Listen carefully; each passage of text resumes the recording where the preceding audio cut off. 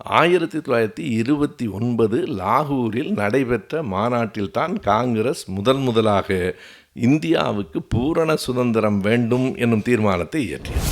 அடுத்த ஆண்டிலிருந்து காந்தியார் இந்த போராட்டத்திற்கு தலைமையேற்கிறார். ஒரு காத்திருந்ததைப் போல திலகரின் சகாப்தம் முடிந்து காந்தியாரின் சகாப்தம் தொடங்குகிறது. அங்கேயும் ஏறத்தாழ 10 ஆண்டுகள் அந்த போராட்டம். அந்த போராட்டத்தில் என்ன நடந்தது என்றால், ஒரு கட்டத்திலே பிரித்தானியர்கள் தேர்தல் வைக்க ஏற்றுக்கொண்டார்கள். தேர்தல் நடத்தலாம். சரி, தேர்தல் நடத்திய போது என்ன ஆயிற்று? ஒரு அதிசயம் நடந்தது. மொத்தம் 214 தொகுதிகள். ஜக்லுல் பாட்ஷா சொன்னார், 200 தொகுதிகளுக்கு குறையாமல் நாங்கள் வெற்றி பெறுவோம் என்றார். அந்த ஆட்சியை கலைத்து விட்டார்கள். இந்த 356 அங்கேயும் இருக்குது. அவன் அங்கே அதிகாரத்தை வைத்துக்கொண்டு வெற்றி பெற்றவர்களை கலைத்தார்கள். மறுபடியும் தேர்தல் வைத்தான்.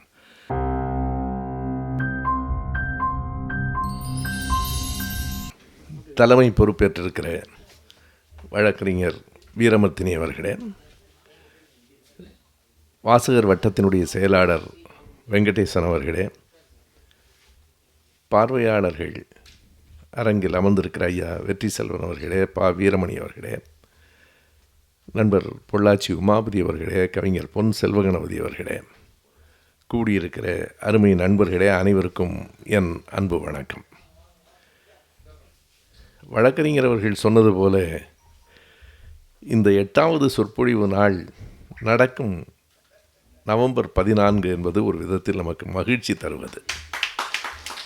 தற்செயலாக அமைந்தது. நேருவின் பிறந்த நாளில் நேருவை பற்றி பெரியார் திடலில் பேசி கொண்டிருக்கிறோம். அவர்கள் சொன்னது போல எனக்கு இன்னொரு விதமான மகிழ்ச்சியும் உண்டு. இது என் அப்பாவின் பிறந்த நாளும் கூட. எனவே இந்த நாளில் நாம் நேருவினுடைய உலக சரித்திரத்தினுடைய தொடர் சொற்பொழிவினுடைய 8வது பகுதிக்கு வந்திருக்கிறோம். 7வது பகுதிக்கு பிறகு இடையில் ஒரு மாதம் தொய்வு ஏற்பட்டுவிட்டது. 2-3 மாதங்கள் தவறி போயின. எனவே இது 11வதாக இருக்க வேண்டும். 8வது சொற்பொழிவாக இது அமைந்திருக்கிறது. சென்ற மாதம் 7வது அமர்வில் முடிக்கிற போது எனக்கு நினைவிருக்கிறது, 7வது அமர்வு முழுவதும் போர்களை பற்றியே பேசினோம்.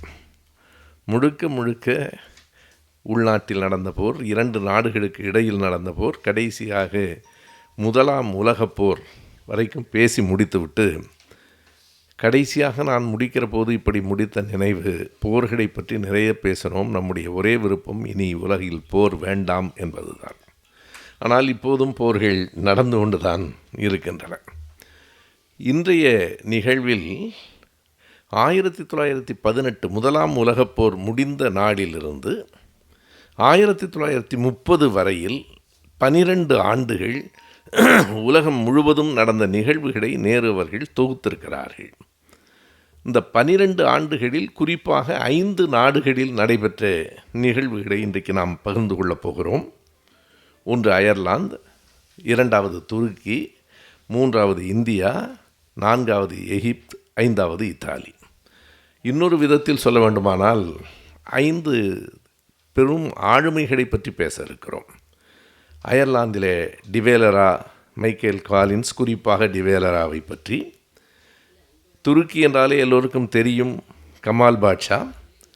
இந்தியாவுக்குள் காந்தியாரினுடைய வருகை. எகிப்தில் அந்த பெயர் அதிகம் அறியப்படாத அல்லது பேசப்படாத பெயராக இருக்கிறது. சாத் ஜக்லுல் பாட்ஷா, அவர்தான் அந்த எகிப்தின் விடுதலை போராட்டத்திற்கு தலைமையேற்றவர். 5வதாக இத்தாலியனுடைய முசோலினி. முதல் 4 பேரும் கதாநாயகர்கள், கடைசியாக சொன்னவர் வில்லன். முதல் 4 பேரினுடைய வாழ்க்கை வரலாற்றையும் படித்து எப்படி வாழ வேண்டும் என்று நாம் உள்வாங்கிக் கொள்ள வேண்டும். முசோலினியை படித்து எப்படி வாழக்கூடாது என்பதையும் உள்வாங்கிக் கொள்ள வேண்டும். எனவே இந்த 5 நாடுகளை பற்றி, 5 ஆளுமைகளை பற்றி ஏறத்தாழ ஒரே காலகட்டத்தில் நடந்த வரலாற்று நிகழ்வுகளை நேரு அவர்கள் தொகுத்து தந்திருக்கிறார்.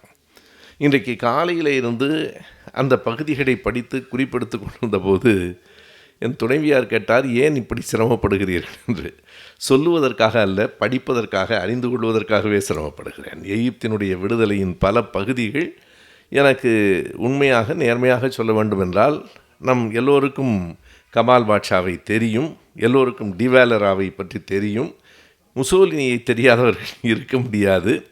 ஆனால் சாத் ஜக்லுல் பாட்ஷா பற்றி இன்றைக்குத்தான் நான் கூடுதலாக அறிந்து கொண்டேன். ஏற்கனவே 20 ஆண்டுகளுக்கு முன்னால் சிறையில் படித்திருந்தாலும் எனக்கு மறந்து போயிற்று. மறுபடியும் நினைவுபடுத்தி கொள்வதற்கும் படிப்பதற்கும் அதனை பகிர்வதற்கும் இந்த அரங்கு நமக்கு பெரிய வாய்ப்பாக இருக்கிறது. நண்பர்களே, அயர்லாந்து போராட்டம் பற்றி ஏற்கனவே நேரு அவர்கள் எழுதியிருந்த செய்தியை நாம் பார்த்தோம். அயர்லாந்து விடுதலை போராட்டத்தைப் போல உலகத்தில் நூற்றுக்கணக்கான ஆண்டுகள் நடந்த போராட்டம் எதுவும் இல்லை என்று நேரு அவர்கள் குறிப்பிட்டிருப்பதையும் நான் சொல்லியிருக்கிறேன். எல்லா போராட்டங்களும் ஒரு நூற்றாண்டு 2 நூற்றாண்டு, ஆனால் 7 நூற்றாண்டுகள் நடந்த விடுதலை போராட்டம் அயர்லாந்தினுடைய விடுதலை போராட்டம்தான். அதனுடைய இறுதி பகுதி 16, 19 அல்லது 16, 20 முடிகிறது. அந்த பகுதியை நாம் இந்த அமர்விலே பார்க்க இருக்கிறோம். எங்கே தொடங்குகிறது? அயர்லாந்து போராட்டத்தை ஒரு கட்ட முறையிலே நாம் பார்த்தோம். அதனுடைய எழுச்சி எங்கே இருக்கிறது என்றால் அந்த ஈஸ்டர் எழுச்சி போராட்டம் என்று அதற்கு பெயர். ஈஸ்டர் ரைசிங் என்று ஆங்கிலத்திலே இருக்கிறது. எப்போது நடக்கிறது? முதல் உலகப் போர் நடந்து கொண்டிருக்கிற போது ஈஸ்டர் எழுச்சி அயர்லாந்திலே நடைபெறுகிறது. 6 நாள்களில் அடக்கப்படுகிறது. ஆனால் அதுதான் புதைக்கப்படாமல் மண்ணில் விதைக்கப்பட்ட ஒரு புரட்சியின் விதை என்று நேரு அவர்கள் எழுதுகிறார். 1916 ஏப்ரல் 24 அதாவது ஈஸ்டர் திங்கள் என்று சொல்லுகிற ஒரு திங்கட்கிழமையில் அந்த புரட்சி சட்டென்று தொடங்குகிறது. எந்த அடிப்படையில் அயர்லாந்தில் அந்த புரட்சியை திட்டமிட்டார்கள் என்றால், பிரிட்டன் முழுக்க முழுக்க முதல் உலகப் போரிலே கவனம் செலுத்தி கொண்டிருக்கிறது. இதுதான் தக்க தருணம். எனவே அங்கே இங்கிலாந்து அந்த போரில் கவனம் செலுத்துகிற போது அயர்லாந்தில் எழுகிறது இந்த புரட்சியை அவர்களுக்கு கவனிக்க நேரம் இருக்காது என்று தவறாக ஒரு கணக்கு போட்டார்கள். அது அப்படி அல்ல. மிக கடுமையாக அந்த ஈஸ்டர் எழுச்சியை பிரிட்டன் 6 நாள்களில் முற்றிலுமாக அடக்கி அதில் பங்கேற்றவர்களையெல்லாம் தூக்கில் ஏற்றியது. 6 நாள்தான். அந்த ஈஸ்டர் எழுச்சியில் தண்டிக்கப்பட்டவர்களினுடைய தண்டனைகள் எவ்வளவு கொடுமையாக இருந்தன என்பதை மற்றவர்கள் பார்த்து இனி இந்த மண்ணில் புரட்சியே வரக்கூடாது அல்லது விடுதலை என்கிற எண்ணமே வரக்கூடாது என்று தான் இங்கிலாந்து நினைத்தது. அப்போது சர் ரோஜர் என்று ஒருவர் கைது செய்யப்பட்டார். அவர் தன்னுடைய தூக்கு மேடை ஏறுவதற்கு முன்னால் ஒரு குறிப்பு எழுதியிருக்கிறார். அந்த குறிப்பு தான் அயர்லாந்தின் வரலாற்றில் மிக முக்கியமானது என்று நேரு சொல்லுகிறார். அவர் யார்? அந்த சர் ரோஜர் கேஸ்மெண்ட் என்பது அவருடைய முழு பெயர். யார் என்றால், அவர் ஆங்கிலேயர்களிடம் வேலை பார்க்கிற ஒரு ஐரிஷ்காரர். ஆங்கிலேயர்களிடம் வேலை பார்த்து கொண்டே அங்கே இருந்து முக்கியமான தகவல்களை எல்லாம் அயர்லாந்தினுடைய புரட்சிக்காரர்களுக்கு அனுப்பி கொண்டே இருக்கிறார். ஈஸ்டர் எழுச்சியின் போது அவர் பிடிபடுகிறார். வெளிப்படையாக ஆங்கிலேயர்களுக்கு தெரிந்து விடுகிறது இவர்தான் இந்த செய்திகளை எல்லாம் கொடுக்கிறார் என்று. எனவே அவர் உடனடியாக தூக்கில் ஏற்றப்படுகிறார். தூக்கில் ஏற்றப்படுகிற போதும் அவர் சொன்ன அந்த செய்திகள் பதிவாகி இருக்கின்றன. ஆங்கிலேயர்களிடத்தில் ஒரே ஒரு செய்தியை நான் வியப்பாகத்தான் பார்க்கிறேன். எதிர்கருத்துக்களை கூட பதிவுகளை அவர்கள் அப்படியே வைத்திருக்கிறார்கள். ஒருவேளை அவர்கள் அந்த பதிவுகளை எல்லாம் அழித்திருந்தால் பகத்சிங் சொன்ன இன்குலாப் ஜிந்தாபாத் என்று தூக்கு மேடையில் நின்று அவன் குரல் எழுப்பினான் என்று ஆங்கிலேயர்கள் சொல்லித்தான் நமக்கு தெரியும். அதை மறைப்பதென்றாலும் மறைத்திருக்கலாம். எதற்காக என்று எனக்கு தெரியவில்லை. எல்லா பதிவுகளையும் அவர்கள் வைத்திருக்கிறார்கள். இந்த ரோஜர் கேஸ்மெண்ட் எழுதியிருக்கிற அந்த ஒரு அறிக்கையாகவே அதை அவன் வெளியிட்டிருக்கிறான். ஈஸ்டர் எழுச்சியை பிரிட்டன் அடக்கிவிடலாம், ஆனால் அயர்லாந்தின் விடுதலை தாகத்தை ஒரு நாளும் அடக்க முடியாது. இது மீண்டும் ஒரு பெரிய இயக்கமாக எழும், ஒரு புரட்சியின் எண்ணத்தை தூண்டும். அதுதான் நான் சொன்னேன், இவற்றை ஆங்கிலேயன் வைத்திருக்கிறான். அந்த ஆவண காப்பகத்திலிருந்து தான் இந்த கடிதம் எடுக்கப்பட்டிருக்கிறது. எனவே மறுபடியும் இந்த மண்ணிலே ஒரு புரட்சி எழும் என்று ரோஜர் கேஸ்மெண்ட் சொன்ன அந்த செய்தி தான் உண்மையாக ஆயிற்று. அதற்கு பிறகு குறிப்பாக 2 தலைவர்கள், ஒருவர் டிவேலரா, இன்னொருவர்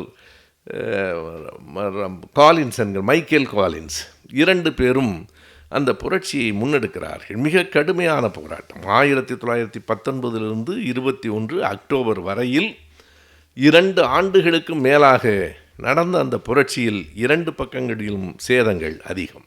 உயிர் சேதம் அதிகம், பொருள் சேதம் அதிகம். நாங்கள் எங்கள் மண்ணின் விடுதலையை பெறாமல் ஒரு நாளும் அழிந்து போக முடியாது என்றார்கள். ஆங்கிலேயர்களின் பார்வையிலே அவர்கள் தீவிரவாதிகள், அயர்லாந்து மக்களின் பார்வையிலே அவர்கள் விடுதலை போராளிகள். எப்போதும் அப்படித்தான். அமரன் என்று ஒரு படம் வந்திருக்கிறது. அந்த அமரன் படம் எடுக்கப்பட்டிருக்கிற விதம் நன்றாக இருக்கிறது. ஆனால் காஷ்மீர் மக்கள் திரும்ப திரும்ப தீவிரவாதிகள் என்று தான் காட்டப்படுகிறார்கள். அன்றைக்கே அதற்கான ஒரு தெளிவான பார்வை ஐயா பெரியாரிடம் இருந்தது. காஷ்மீர் இந்தியாவுக்கு சொந்தமா பாகிஸ்தானுக்கு சொந்தமா என்ற போது ஐயா சொன்னார், காஷ்மீர் காஷ்மீரிகளுக்கு சொந்தமுடா என்று சொன்னார். மிக எளிமையான மிக அழுத்தமான ஒரு விடை. காஷ்மீர் காஷ்மீரிகளுக்கு சொந்தம், உங்களுக்கு என்னடா பிரச்சனைன்னு கேட்டார். எனவே அப்படி ஒரு தீவிரவாதிகளாகத்தான் அவர்கள் காட்டப்படுகிறார்கள். எந்த நாட்டிலும் அப்படித்தான் நடக்கும். அயர்லாந்தினுடைய விடுதலை போராட்டம், அந்த அமரன் படத்திலே இன்னொரு செய்தியை நீங்கள் பார்த்திருப்பீர்கள். இறந்து போன முகுந்த் வரதராஜன் ஒரு பார்ப்பன சமூகத்தை சார்ந்தவர். அதை அவர்கள் ஏனோ வெளிப்படுத்தவில்லை, எனக்கு தெரியவில்லை. அந்த இளைஞன் அவங்க அப்பாவை கூட நைனா என்று தான் கூப்பிடுகிறார். ஏன் அப்படி கூப்பிட வைத்தார்கள் என்று எனக்கு தெரியவில்லை. ரெங்கராஜ் பாண்டே ரொம்ப கோபப்பட்டு கேட்கிறார். 31 வயது முகுந்த் வரதராஜன் வாழ்ந்திருக்கிறார், ஒரு முறை கூடவா பிராமண பாஷை பேசியிருக்க மாட்டார் என்று கேட்கிறார். தமிழ் பாஷை வேறு பிராமண பாஷை வேறு போல் இருக்கிறது என்று நமக்கு புரிகிறது. ஒரு முறை கூடவா பிராமண பாஷை பேசியிருக்க மாட்டார் என்று கேட்கிறார். இதில் என்ன கூத்தென்றால், இதற்கு பின்னால் சிவவீரபாண்டியன் தான் இருக்கிறார், இதை காட்டக்கூடாது என்று சொல்லி மறைத்து நான் எனக்கு அவ்வளவு செல்வாக்காக இருக்கிறது என்று கேட்டேன். எனக்கு படம் வந்ததே தெரியாது. நான் அதை ஒரு நேர்காணலில் சொல்லியிருக்கிறேன். எனவே இப்படியெல்லாம் பேசி தங்களை மறைக்கிறார்கள் என்று சொல்லி, பிராமணர்களினுடைய பெருமையெல்லாம் மறைக்கிறார்கள் என்று பேசி ஒரு நடிகை இப்போது தானே மறைந்திருக்கிறார். அவரை யாரும் மறைக்கவில்லை, அவரே மறைவாக இருக்கிறார் ஒரு பக்கம். எதற்கென்றால், ஒரு படம் வருகிற போது ஒரு வரலாறு எப்படி சொல்லப்படுகிறது, நேரு அந்த வரலாற்றை எப்படி சொல்லியிருக்கிறார். ஆங்கிலேயர்களின் பார்வையிலே அவர்கள் தீவிரவாதிகளாக இருக்கலாமானால் அயர்லாந்து மக்களினுடைய விடுதலை போராட்ட வீரர்கள் அவர்கள் என்று குறிப்பிடுகிறார். அன்றைக்கு டிவேலராவும் மைக்கேல் காலின்ஸும் இணைந்து ஒரு பெரும் படையை கட்டி, அதுதான் ஷின்ஃபேன். போன அமர்வில் நாம் பார்த்தோம். நாம் ஐரிஷ்காரர்கள், வி தி ஐரிஷ் என்கிற பெயரில் அவர்கள் தொடங்கிய அந்த இயக்கம் 2 ஆண்டுகள் மிக கடுமையான போராட்டத்தை சந்தித்தது. அப்போது அந்த போராட்டத்தில் அந்த ஊரில் மேயராக இருந்த ஒருவர், இன்னமும் சொன்னால் அதில் எப்படி நடக்கிறது என்றால், இங்கிலாந்து முழுவதற்கும் தேர்தல் நடக்கிறது. அப்போது அயர்லாந்து இங்கிலாந்தினுடைய ஒரு பகுதி. அயர்லாந்திலிருந்து தேர்ந்தெடுக்கப்பட்டவர்கள் என்ன செய்கிறார்கள் என்றால், நாங்கள் லண்டனில் இருக்கிற நாடாளுமன்றத்திற்கு போக மாட்டோம் என்று சொல்லிவிட்டு டப்ளினில் இவர்களே ஒரு நாடாளுமன்றத்தை கூட்டுகிறார்கள். அயர்லாந்து பகுதியில் வெற்றி பெற்றவர்களெல்லாம் டப்ளின் என்கிற ஊரில் அவர்களே ஒரு நாடாளுமன்றத்தை கூட்டி, அவர்களே மாநகராட்சிகளுக்கு மேயர்களை நியமித்து, அவர்கள் ஒரு தனி அரசாங்கம் என்று தனியாக இது எங்கள் குடியரசு என்று அறிவிக்கிறார்கள். அப்போது அந்த குடியரசு வந்துவிடவில்லை, இருந்தாலும் அவர்கள் அறிவிக்கிறார்கள். ஆங்கிலேயர்கள் மிக கடுமையாக ஒடுக்குகிறார்கள். அப்போது நடந்த அந்த போராட்டத்தில் கைது செய்யப்பட்ட லார்ட் மேயர் டெரஸ் மாஸ்க்வி என்கிற ஒருவர் சிறையிலே பட்டினி போர் நடத்துகிறார். நமக்கு பட்டினி போர் பலவற்றை நாம் பார்த்திருக்கிறோம். கடைசி வரை உண்ணாவிரதம் இருந்து எதையும் உண்ணாமல் அருந்தாமல் இறந்து போனவர்கள் வரலாறு நெடுக இருக்கிறார்கள். அவர்களில் ஏறத்தாழ 1 நூற்றாண்டுக்கு முன்பு அப்படி பட்டினி போர் நடத்தி 75 நாள்களுக்கு பிறகு இறந்து போனவர் அன்றைக்கு மேயர் என்று இவர்களால் அறிவிக்கப்பட்ட டெரஸ் மேக்ஸ்வின் என்கிற ஒருவர். அவருடைய பட்டினி போர் 75 நாள் அவரை பற்றிய செய்திகள் வந்து கொண்டே இருக்கின்றன. ஒவ்வொரு நாளும் அவருடைய உடல்நிலை நலிந்து கொண்டே இருக்கிறது. அவருடைய உடல்நிலை குறைய குறைய போராட்டத்தின் எழுச்சி கூடுகிறது. அவருடைய உண்ணாவிரதம் நான் பார்க்கிறேன் பல முறை, பல இடங்களில் பின்னால் வரப்போகிறது. இந்தியாவினுடைய போராட்டம் பற்றி பேசுகிற போது யதீந்திரநாத் தாஸ் 61 நாட்கள் பகத்சிங்கோடு சிறையிலே இருந்தவன், எதையும் உண்ண முடியாது என்று சொன்னது மட்டுமல்ல, நாம் திலீபனினுடைய வரலாற்றை படித்திருக்கிறோம். உண்ணாமல் இருப்பதை விட நீர் அருந்தாமல் இருப்பது மிக கடினம். திலீபன் 11 நாள்கள் தான் உயிரோடு இருந்தான். அந்த பட்டினி போராட்டத்தில் இறந்து போனான் என்றால் அதற்கு என்ன காரணம்? நீரும் அருந்தாமல் இருந்ததால். திலீபன் நல்ல உயரம், அந்த உயரம் குறைந்து உதடுகள் தடித்து பேச முடியாமல் திலீபன் 11வது நாளில் இறந்து போனதை நாம் பார்க்கிறோம். யதீந்திரநாத் தாஸ் தண்ணீர் மட்டும் அருந்துவேன் என்று சொல்கிறார். பகத்சிங் கூட எவ்வளவோ சொல்லி பார்த்தோம், அவர் கேட்கவில்லை. இது ஒரு போராட்ட முறை, நான் ஏற்றுக்கொண்டு விட்டேன், நம்முடைய போராட்டத்தினுடைய நோக்கம் நிறைவேறுகிற வரையில் நான் தண்ணீரை தவிர வேறு எதுவும் அருந்த மாட்டேன் என்கிறார். அப்போது ஒரு நாள் சிறையில் என்ன செய்கிறார்கள் என்றால், இவர் இறந்து போனால் அது பெரிய சிக்கலாக வரக்கூடும் என்று கருதி இவரை காப்பாற்றுவதற்காக ஒரு தந்திரம் செய்கிறார்கள். அவர் ஒரு பானையில் தண்ணீர் வைத்திருப்பார்கள், அந்த பானையில் தண்ணீருக்கு பதிலாக பால் வைத்திருக்கிறார்கள். ஒவ்வொரு முறையும் தாகம் எடுக்கிற போது அந்த பானைக்கு அருகில் போகிறான். ஒய்யன் தாஸ் அதை பார்த்துவிட்டு அது தண்ணீர் இல்லை பால் என்கிற ஒரு வருத்தத்தோடும் ஏமாற்றத்தோடும் திரும்ப வருகிறான். அந்த பாலை அருந்தவில்லை. ஒரு கட்டம் வருகிறது, அவனால் பொறுக்க முடியவில்லை. தாகம் மிக கடுமையானது, பசியை விட தாகம் கொடுமையானது. அந்த தாகத்தில் போகிற போதெல்லாம் பால் இருக்கிறது என்ற உடனே யதீந்திரநாத் தாஸ் கடைசியாக செய்ததை பகத்சிங் தன்னுடைய குறிப்பில் குறித்து வைத்திருக்கிறான். ஒரு நேரத்தில் யதீந்திரநாத் தாஸ் மிகவும் கோபப்பட்டு அந்த பானையை தூக்கி போட்டு உடைத்து விட்டான். வேறொன்றுமல்ல, ஒரு வேளை தாகத்தை தாங்கிக் கொள்ள முடியாமல் ஒரு குவடை பாலை அருந்த வேண்டி வந்து விடுமோ என்கிற அச்சத்தில், பால் இருந்தால் தானே அருந்த முடியும், அதை போட்டு உடைத்து விடுகிற தியாகிகளை இந்த நாடும் உலகமும் பார்த்திருக்கிறது. எந்த நாட்டுக்காக போராடினால் என்ன, தனக்காக இல்லை, தன்னலம் மறுத்து தன் நாட்டுக்காக தான் சரி என்று கருதுகிற கொள்கைக்காக போராடி இருக்கிற ஒரு மாவீரனை நாம் பார்க்கிறோம். அதே போலத்தான் டெரஸ் முதலாக 75 நாட்கள் பட்டினி போர் நடத்தி அவர் சிறையில் இறந்து போகிற போது அயர்லாந்தின் போராட்டம் மிக பெரிதாக வளர்கிறது.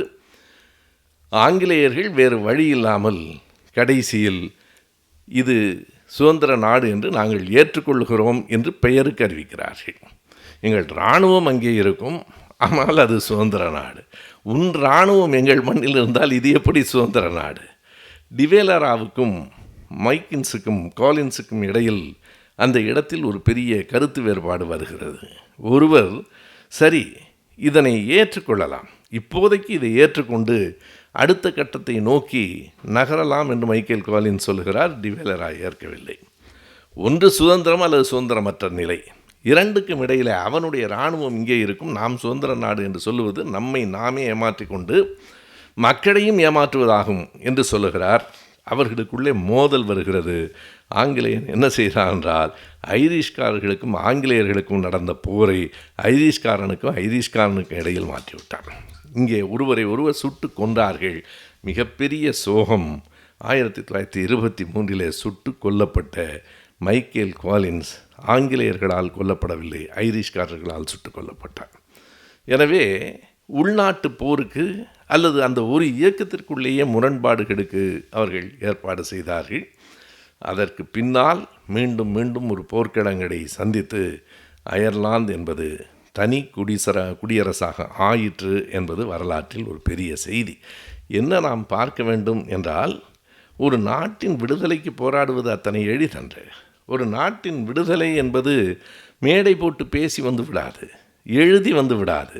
எத்தனை பேர் உயிர் தியாகத்திற்கு தயாராக இருக்கிறார்கள் என்கிற கணக்கு இல்லாமல் வெறுமனே நாங்கள் விடுதலைக்காக பேசுகிறோம் என்று சொல்லுவது ஒரு ஏமாற்று வேலை.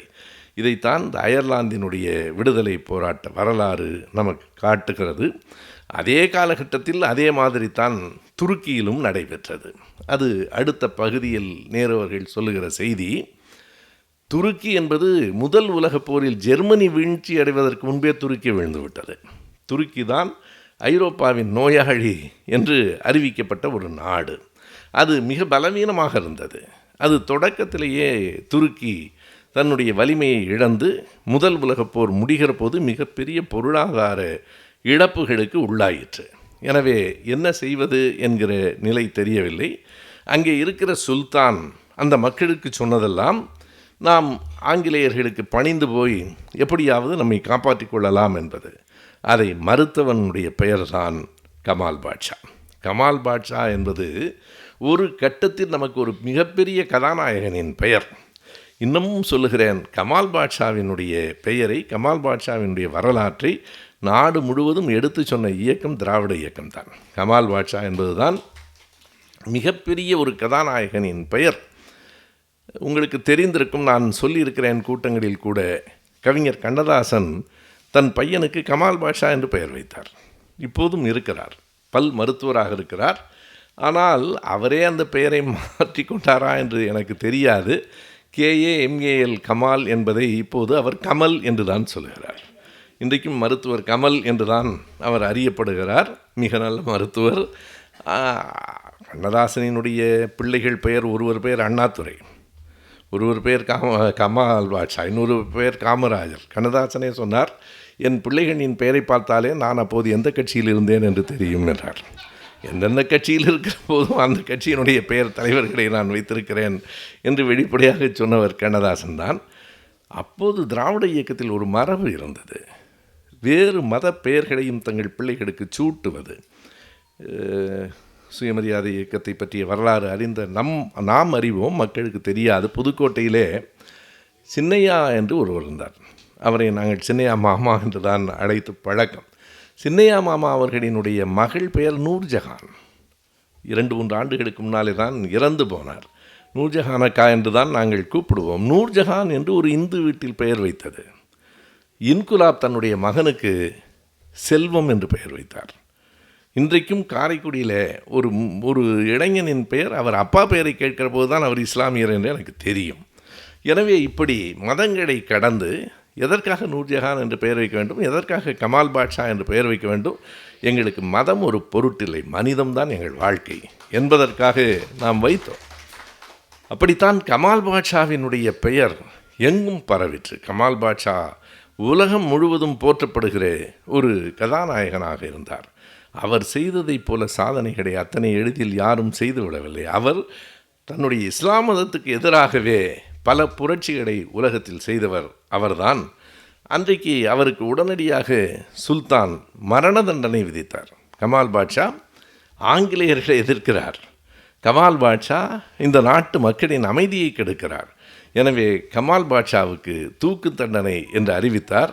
ஆனால் கடைசி வரைக்கும் கமால் பாட்ஷாவை கைது செய்யக்கூட முடியவில்லை. கமால் பாட்ஷாவினுடைய படைகள் எழுச்சி மிக கடுமையாக துருக்கியிலே இருந்தன. துருக்கியினுடைய எழுச்சிக்கு அடிப்படை காரணமாக இருந்தவர் கமால் பாட்ஷா தான். கடைசியாக 1922ஆம் ஆண்டு அது தனி நாடு என்று நாங்கள் ஏற்றுக்கொள்ளுகிறோம் என்று சொன்னார்கள். அதை கமால் பாட்ஷா ஏற்கவில்லை. முறைப்படி சட்டப்படி நீ வெளியில் போகிற வரைக்கும் இது தனி நாடு இல்லை. ஒரு கட்டத்தில் பிரிட்டன் என்ன செய்தது என்றால், சரி சுதந்திர நாடு என்று அறிவித்து கொள்ளுங்கள், எங்கள் இராணுவம் மட்டும் அங்கே இருக்கும் என்று சொன்னது. அது எப்படி அவர்கள் அயர்லாந்திலே சொன்னார்களோ அப்படித்தான் துருக்கியிலேயும் சொன்னார்கள். அது வெற்றி பெறவில்லை. 1923ஆம் ஆண்டு ஜூலை மாதம் கமால் பாட்ஷா துருக்கியினுடைய பேரரசரானார். அதைத்தான் இன்றைக்கு நீங்கள் பார்த்தால் கமால் பாட்ஷா என்று பார்த்தால் அட்டாதுர்க் என்று போட்டிருப்பார்கள். அதற்கு எனக்கு பொருள் தெரியவில்லை. அதற்கு பேரரசன் என்று பொருளாம். அப்படித்தான் தந்தை என்று அத்தா என்றால் தந்தை, அட்டாதுர்க் என்றால் ஒரு இந்த மக்களுக்கான நாம் சொல்லுவது போல தேசத்தந்தை காந்தியார் என்றும் தந்தை பெரியார் என்றும் நாம் சொல்லுவது போல துருக்கியில் கமால் பாட்ஷா தான் அப்படி கருதப்பட்டார். அவருடைய ஆட்சி எப்படி இருந்தது? மிக தெளிவாக அவர் அறிவித்த சில செய்திகள், அவர் எந்த மக்களின் துணையோடு வெற்றி பெற்றாரோ அந்த மக்களினுடைய எதிர்ப்பையே பெற்றது. ஏனென்றால் அவர் வந்தவுடனே என்ன சொன்னார் என்றால், எந்த பள்ளிக்கூடமும் இனிமேல் அரபு பள்ளிக்கூடம் இல்லை, எல்லாம் துருக்கி மொழி பேசுகிற அரசு பள்ளிக்கூடம். இது அவர் சொல்லுவது சாதாரண செய்தி அல்ல. அந்த மக்கள் மிகுந்த பழமைவாதத்தில் ஊறிப்போனவர்கள். கமால் பாட்ஷா பழமையை விட்டு முற்றும் முழுக்க நவீனத்துவத்தை ஏற்றுக்கொண்டவர். பெரிய வேறுபாடு அதுதான். அந்த அரபு குல்லாயை கூட வைக்கக்கூடாது என்று சட்டம் போட்டார். எல்லாவற்றையும் விட பெரிய செய்தி, அந்த இஸ்லாம் மதத்திற்கு சொந்தமாக இருந்த மடங்களின் சொத்துக்களை பறிமுதல் செய்தார். இது மதத்தின் சொத்தல்ல, இது இந்த நாட்டின் சொத்து என்று அறிவிப்பது. ஒவ்வொரு செயலுமே எண்ணி பார்த்தால் இப்படி ஒருவரால் 1923இல் செய்திருக்க முடியுமா என்கிற கேள்வி வருகிறது. தெளிவாக அறிவித்தார். எப்படி சோவியத்திலே லெனின் அறிவித்தாரோ அப்படித்தான் இவரும் அறிவித்தார். என்ன காரணம் என்றால், இந்த விடுதலை போராட்டம் நடந்து கொண்டிருக்கிற போதே சுல்தான் கிரேக்கத்தினுடைய உதவியை நாடினார். கிரேக்கத்தை வைத்து இந்த விடுதலை போராட்டத்தை அழித்து விடலாம் என்று கருதி கிரேக்கத்தினுடைய படை உள்ளே வந்தபோது இவர்களுக்கு துணையாக நின்றது சோவியத்தில் அதிபராக இருந்த லெனின் தான் இந்த அயர்லாந்தினுடைய விடுதலை போராட்டத்திற்கு முழுமையாக உடன்பட்டு அவருக்கு ஆதரவாக நின்றார். எனவே இயல்பாகவே அந்த பொது உடைமை சிந்தனைகள், பரந்துபட்ட கருத்துகள் கமால் பாட்ஷாவுக்கு வந்திருக்கலாம். எனவே ஆட்சிக்கு வந்ததற்கு பிறகு அந்த கிரேக்க படையை மிக திட்டமிட்டு 8 நாள்களில் அந்த கடலை விட்டே திருப்பி ஓடுகிற அளவுக்கு விரட்டிய ஆற்றல் கமால் பாட்ஷாவினுடைய விடுதலை படைக்கு இருந்தது. ஆனால் அவர்கள் என்ன செய்தார்கள் என்றால், திரும்பி ஓடுகிற போது போகிற வழியில் இருக்கிற துருக்கியர்கள் எல்லோரையும், பெண் ஆண் குழந்தைகள் எல்லோரையும் வெட்டி சாய்த்து கொண்டே போனார்கள். அது ஒரு சோகமயமான ஒரு நிகழ்ச்சி. வரலாற்றில் துருக்கியினுடைய விடுதலை எப்படி வந்தது, நாம் பார்க்கிற இந்த விடுதலை போராட்டங்களில் அது அயர்லாந்தாக இருக்கலாம், துருக்கியாக இருக்கலாம், நாடுகளின் பெயர்கள் மாறலாம், போராடிய தலைவர்களின் பெயர்கள் மாறலாம், ஆனால் விடுதலை போராட்டம் என்பது எத்தனை தியாகங்களுக்கு உரியது என்பதற்காக அதை நான் சொல்லுகிறேன். எனவே அப்படி கிரேக்க படை திரும்ப அனுப்பப்பட்டது. அப்படி அனுப்பப்பட்டதற்கு பிறகு இவர்கள் ஆட்சிக்கு வந்தார்கள். அப்படி ஆட்சிக்கு வந்ததற்கு பின்னால் இவர் செய்த பல செயல்களில் மிக குறிப்பான ஒன்று என்ன என்றால், பெண்கள் இனிமேல் புர்கா போட வேண்டியதில்லை என்றார். பெண்கள் புர்கா அணிய வேண்டியதில்லை. இஸ்லாமில் அது ஒரு பெரிய சிக்கலாக முடியும். இன்றைக்கும் கூட முற்போக்கான கருத்தை கொண்டிருக்கிறவர்கள் கூட புர்கா அணிந்து கொண்டிருக்கிறார்கள். அதை அவர்களுக்கு எப்படி சொல்லப்பட்டிருக்கிறது என்றால், நான் ஒரு இஸ்லாமிய பெண்மணி இடத்துல கேட்டேன், எதற்காக தலையில் துணிப்பு? அது ஒரு மரியாதை என்கிறார்கள். அதாவது ஆண்களை பார்க்கிற போதும் மற்றவர்களை பார்க்கிற போதும் மரியாதை வேண்டும். அப்படியானால் இந்த ஆண்களுக்கு மரியாதையே வேண்டாமா? நாங்கள் யாருமே போடுவதில்லையே என்று கேட்டேன். அது ஒரு மதம் சார்ந்த ஒரு பழக்கம். அதை அவர் மறுத்தார். பெண்கள் கல்விக்கூடங்களுக்கு வர வேண்டும் என்று சொன்னார். எனவே அவர் யாருக்கு பெரிய எதிரியாக இருந்தார் என்றால், அந்த இஸ்லாமிய மக்களே அவர் மீது கோபம் கொண்டார்கள். அதுதான் உண்மை. கடைசியாக எங்கே ஒரு பெரிய சிக்கல் ஏற்பட்டது, 1924 ஏற்பட்ட பெரிய சிக்கல், அவர் எதிர்கொண்ட பெரிய சிக்கல் என்ன என்று கேட்டால், இந்த வாங்கு சொல்வது என்று சொல்வார்கள் இல்லையா, இந்த மசூதிக்கு அழைப்பதற்கு அந்த அழைப்பு விடுவது இன்றைக்கு உலகம் முழுவதும் அரபு மொழியிலே தான் அந்த அழைப்பு விடுக்கப்படும். அவர் சொன்னார், இல்லை, துருக்கி மொழியிலே தான் அந்த அழைப்பு விடப்படும் என்று சொன்னபோது அதற்கு ஒரு கடுமையான எதிர்ப்பு ஏற்பட்டது. அரபு மொழியில் தான். இன்றைக்கும் இங்கே கூட இவர்கள் சொல்லுகிற ஒரு செய்தி இருக்கிறது. எதற்காக சமஸ்கிருதம் என்றால், அவர்கள் அரபு மொழியிலே தானே சொல்லுகிறார்கள் என்று சொல்லுவார்கள். கிறிஸ்தவர்கள் மாற்றிக்கொண்டார்கள். தேவாலயங்களில் நல்ல தமிழ் ஒலிக்கும். சில நேரங்களில் நமக்கு புரியாத அளவிற்கு கூட அந்த தமிழ் இருக்கும். தூய யோவான் என்று தான் அவர்கள் சொல்லுவார்கள். சென்ட் ஜோசப் அல்ல, தூய யோவான் என்று சொல்லுவார்கள். இஸ்லாமியர் இடத்துல இன்னமும் அந்த அரபி மொழி தான் அடையாளம் என்கிற எண்ணம் இருக்கிறது. அதையும் மறுத்து அரபியிலே அல்ல, துருக்கி மொழியிலே தான் வாங்கு சொல்ல வேண்டும் என்று சொன்னபோது அந்த மக்களே அவருக்கு ஒரு எதிர்ப்பாக எழுந்தார்கள். அந்த எதிர்ப்பையும் ஒன்றை சொல்ல வேண்டும், கமால் பாட்ஷா எல்லாவற்றையும் சமரசமாக அழைத்து பேசவில்லை. இப்படித்தான் என்கிற உறுதியான முடிவில் இருந்தார்.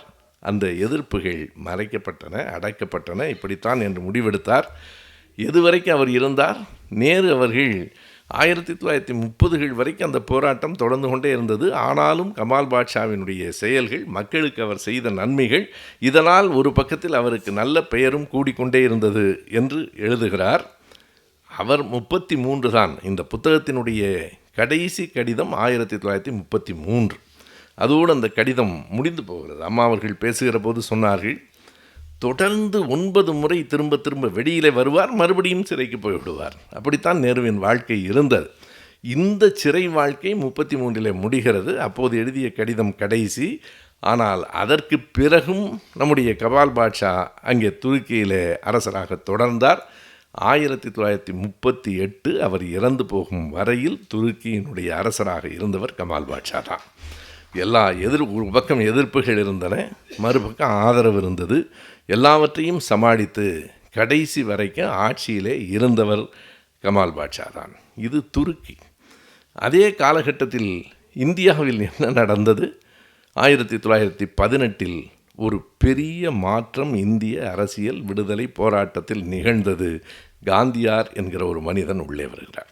காந்தியார் தென்னாப்பிரிக்காவில் இருக்கிற போதே அறியப்படுகிறார். தென்னாப்பிரிக்காவில் இருக்கிற பல போராட்டங்களை அவர் சந்திக்கிறார். அவர் தென்னாப்பிரிக்காவில் பல முறை பல செயல்களை அவர் சந்தித்தார். எல்லா போராட்டங்களிலும் ஈடுபட்டார். அவர் புதிதாக ஒரு ஆயுதத்தை கொண்டு வந்தார். அதுவரையில் அஹிம்சை என்கிற ஆயுதம் நாம் அறிந்ததில்லை. நேரு அவர்கள் காந்தியாரின் வருகையை பற்றி சொல்லுகிற போது ஒரு வரியை எழுதுகிறார், மிக கவித்துவமாக எழுதுகிறார். காந்தியாரின் குரல் மிக மெலிதாக இருந்தது, ஆனால் அது எல்லோர் காதுகளிலும் உரத்து கேட்டது. அவர் சாந்தமாக பேசினார், ஆனால் எல்லா இரைச்சல்களையும் தாண்டி மக்களை அது சென்றடைந்தது. அவர் சாந்தமாக பேசினார், இரைச்சல்களை தாண்டி சேர்ந்தது. இப்போதெல்லாம் இரைச்சல் தான் பேச்சென்று சிலர் கருதுகிறார். அப்படி அல்ல, காந்தியார் மிக மெதுவாக பேசினார். நான் முசோலினிக்கு வருகிற போது சொல்லுகிறேன், முசோலினியினுடைய பழக்கம் பேசுகிற போது மேடையில் ஆர்ப்பரிப்பது. ஹிட்லருக்கும் முசோலினிக்கும் அந்த பழக்கம் இருந்திருக்கிறது. எனவே இங்கே நடப்பது கூட தற்செயலாக நடக்கவில்லை என்று நான் கருதுகிறேன். கவனமாகத்தான் செய்கிறார்கள் போல இருக்கிறது. அப்படி ஆவேசமாக பேசுகிற போது, தேவையற்றதற்கெல்லாம் ஆவேசம், அப்படி பேசுகிற போது எதிரில் இருக்கிற இளைஞர்கள் உந்தப்படுகிறார்கள் என்கிற ஒரு உளவியல் செய்தி இருக்கிறது. அதுதான். ஆனால் நேரு சொல்லுகிறார், இந்த உளவியல்களையெல்லாம் உடைத்து போட்டவர் காந்தியார். அவர் மிக மெதுவாக பேசினார், எல்லோர் காதுகளிலும் அது உரத்து கேட்டது. அவர் சாந்தமாக பேசினார், ஆனால் இரைச்சல்களை எல்லாம் தாண்டி அவருடைய குரல் கேட்டது என்று நேரு எழுதுவார். வந்தவுடனே அவர் அரசியலுக்கோ விடுதலை போராட்டத்துக்கோ வரவில்லை. அகமதாபாத்துக்கு பக்கத்தில் இருக்கிற சபர்மதி, அந்த ஆறு ஓடுகிற நதிக்கரையில் ஒரு ஆசிரமம், சபர்மதி ஆசிரமம் என்று ஒன்றை உருவாக்கினார். அதில் தான் அவர் 1919 33 வரைக்கும் இருந்தார். வேறு வேறு ஊர்களுக்கு போனாலும் அவருடைய நிரந்தரமான தங்குமிடம் சபர்மதி ஆசிரமமாகத்தான் இருந்தது. அவரை எது நேரடியாக அரசியலுக்கு கொண்டு வந்தது என்றால், இந்த ரவுலட் சட்டத்தை ஒட்டி நடந்த ஜாலியன் வாலாபாக் படுகொலை தான். அதுதான் 19 இந்திய வரலாற்றில் ஒரு பெரிய திருப்பம். அதில் இன்னொரு செய்தி நடந்திருக்கிறது பாருங்கள். எனக்கு அதை படிக்கிற போது அப்படியா என்று எண்ண தோன்றிற்று. என்ன என்றால், 1919 ஏப்ரல் மாதம் 6ஆம் தேதி காந்தியார் விடுத்த முதல் போராட்ட அழைப்பு அதுதான். இந்த ரவுலட் சட்டத்தை எதிர்த்து இந்தியா முழுவதும் ஒரு ஆர்ப்பாட்டங்களை நடத்துங்கள், அமைதி பேரணிகளை நடத்துங்கள் என்று சொன்னபோது நேரு எழுதுகிறார், அதற்கு முன்னால் எப்போதும் இந்திய விடுதலை போராட்டத்தில் இந்தியா முழுமைக்கும் ஒரு போராட்டம் நடந்ததில்லை. பட்டேல் குஜராத்திலே பர்தோலி என்கிற இடத்திலே வரிகொடாத இயக்கத்தை நடத்துகிறார். பகுதியாகத்தான் நடந்திருக்கிறது. மேற்கு வங்கத்திலே 1905 வங்கம் துண்டாடப்பட்டது என்று சொல்லி லார்டு கர்சானுக்கு எதிராக போராட்டம் நடந்தபோது இந்தியாவில் இருந்தது என்றாலும் வங்கத்திலே தான் கூடுதலாக இருந்தது. ஆனால் காந்தியாரினுடைய அழைப்பை இந்தியா ஏற்றுக்கொண்டது 1919 ஏப்ரல் 6ஆம் தேதி. இந்தியா முழுவதும் அந்த போராட்டத்துக்கான ஆதரவு இருந்தது. எல்லோரும் அந்த போராட்டத்திற்கு மிக மௌனமாக ஆனால் உறுதியாக கலந்து கொண்டார்கள். அதற்கு பிறகுதான் நாம் அறிந்த செய்தி, இது இனி வருகிற பகுதிகளெல்லாம் பெரும்பாலும் நாம் அறிந்த செய்திகள் தான். கிமுவிலே படிக்கிற போது பல செய்திகள் நமக்கு புதியன, இதிலே பலவற்றை நாம் அறிந்திருக்கிறோம். 1919 ஏப்ரல் 13ஆம் தேதி அன்றைக்குத்தான் அந்த ஜாலியன் வாலாபாக் படுகொலை. அந்த இடத்தை நானும் நேரில் போய் பார்த்தேன். ஜாலியன் வாலாபாக் என்பது ஒரு சுற்றுச்சுவர் கொண்ட ஒரு இடம். அதில் பல்லாயிரக்கணக்கான மக்கள் கூடுகிறார்கள். அதில் குறிப்பிடத்தக்க செய்தி என்னென்றால், அதற்கு ஒரே ஒரு வாயில் தான் உண்டு. ஒரு வாயில் வழியாகத்தான் எல்லோரும் வர முடியும். அந்த வாயில் வழியாக மக்கள் எல்லோரும் உள்ளே வந்த பிறகு ஜெனரல் டயரினுடைய பீரங்கி படை உள்ளே வருகிறது. அதுதான் நடந்தது. பீரங்கி படை உள்ளே வருகிற போது மக்கள் அச்சப்பட்டு வெளியே போக முடியாமல் அந்த சுவர்களில் ஏறினார்கள். சுவர்களில் ஏறியவர்களெல்லாம் முதலில் சுட்டுக் கொல்லப்பட்டார்கள்.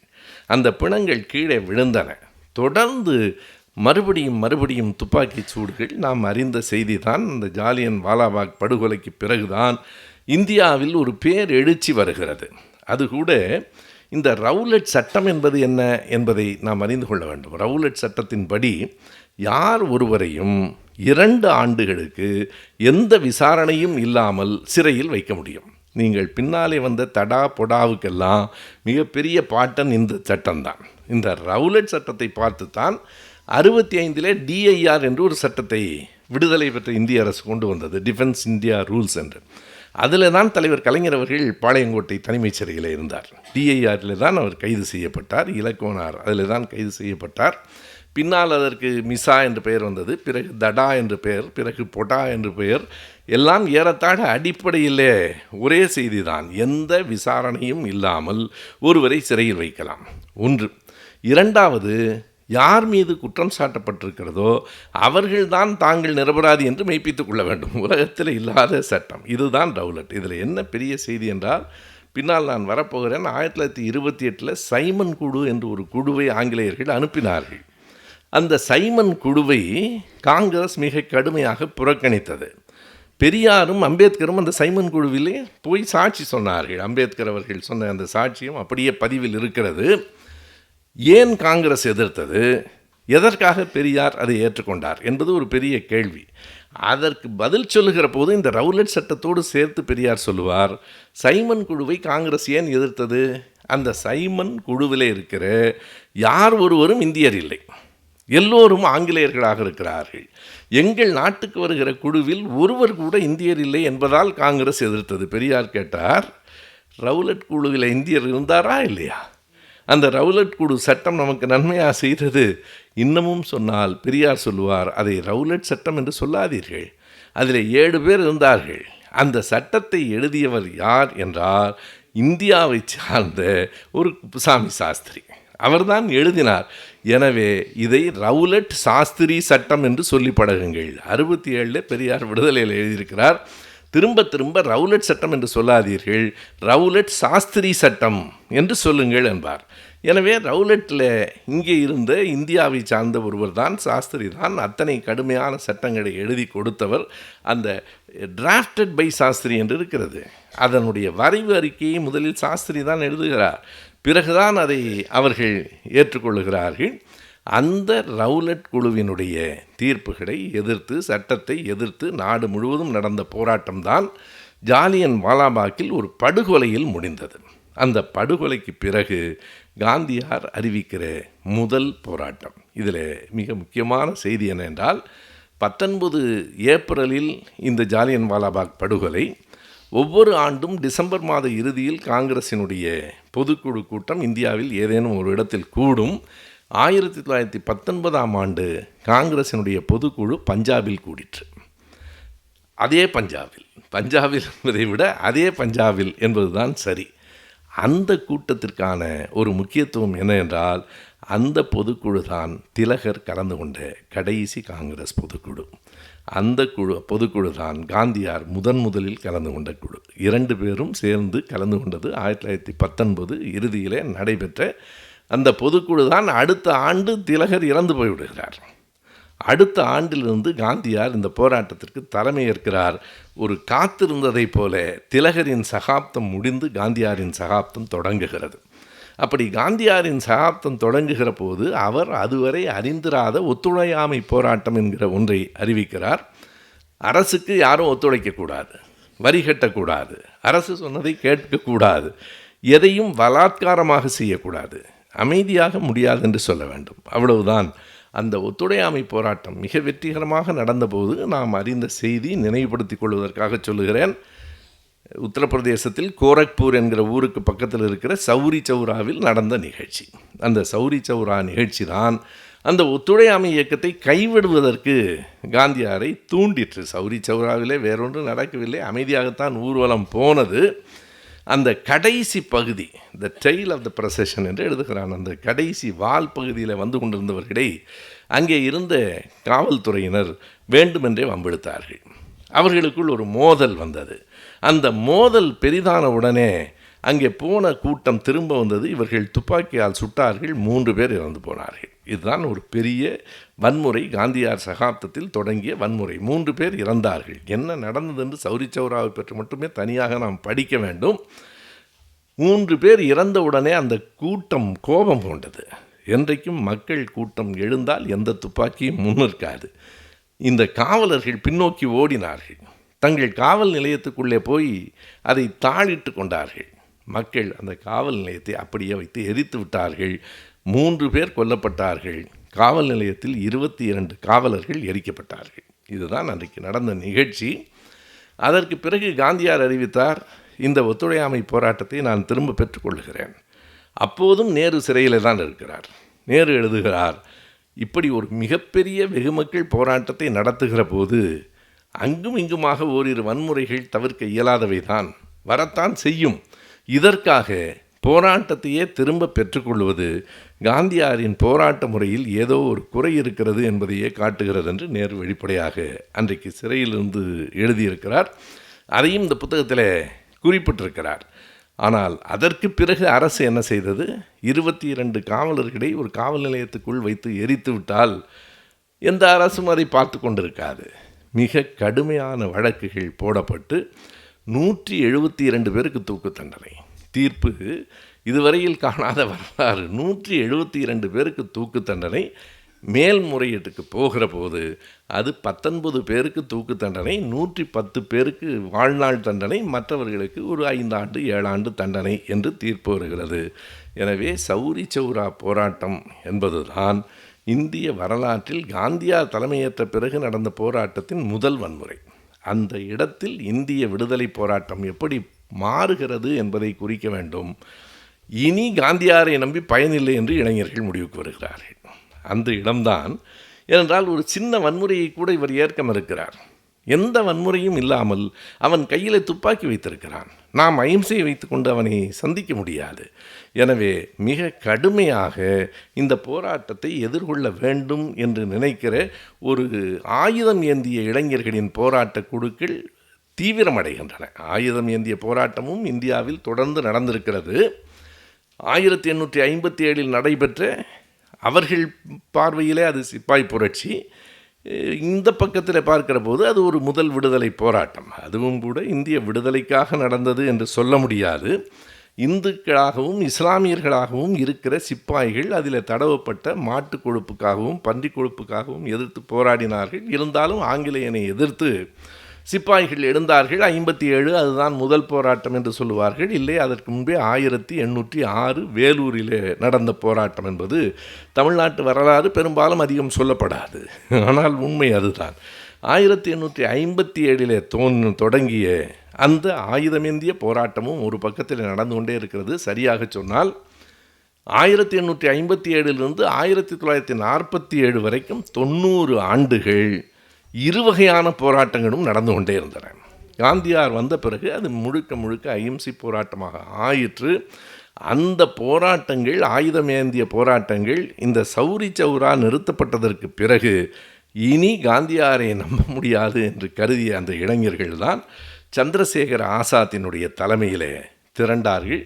அந்த குழுவிலே இருந்த ஒரு வீரன் தான் பகத்சிங். நான் பகத்சிங்கை பற்றி ஆய்வு செய்கிற போது ஏராளமான செய்திகளை நான் பெற்றேன். எனவே அந்த விடுதலை இயக்கம் ஆசாதி, சந்திரசேகர ஆசாதை கைது செய்து நீதிமன்றத்தில் நிறுத்துகிற போது நீதிபதி கேட்கிறார், உன்னுடைய பெயர் என்ன என்று. ஆசாதி என்று சொல்கிறான். ஆசாதி என்றால் விடுதலை. அவர் உண்மையாகவே அதுதான் பெயர் என்று நினைத்து கொண்டு அப்பா பெயர் என்ன என்று கேட்கிறார். ஆசாதி என்கிறார். அம்மா பெயர் என்ன என்று கேட்கிறார். அப்போதுதான் நீதிபதி இவன் வேண்டுமென்றே பேசுகிறார். இப்படி அப்பா அம்மா குடும்பமேவா ஆசாதி என்று பெயர் வைத்திருப்பார்கள். அவன் கடைசி வரைக்கும் என் பெயர் ஆசாதி தான், நீ குறித்துக்கொள் அல்லது என்ன வேண்டுமானாலும் செய் என்றான். எனவே சந்திரசேகர ஆசாத்திலிருந்து விடுதலை பகத்சிங், ராஜகுரு, சுகதேவ், இப்படி ஒரு எழுச்சி ஏற்பட்டது. இந்த எழுச்சி எங்கே வந்து இணைந்தது என்றால் சைமன் குழுவை காங்கிரஸ் புறக்கணிக்கிறது.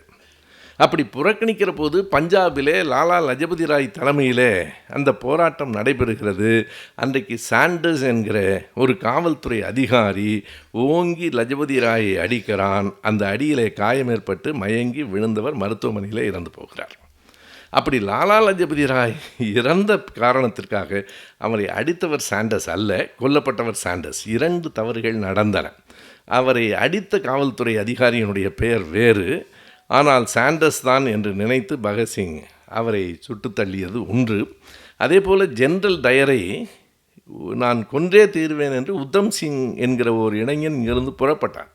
அப்போது உத்தம் சிங்க்கு நீங்கள் எண்ணி பார்த்தால் ஜாலியன் வாலாபாக் படுகொலை நடக்கிற போது பகத்சிங்குக்கு வயது 12, உத்தம் சிங் வயது 19.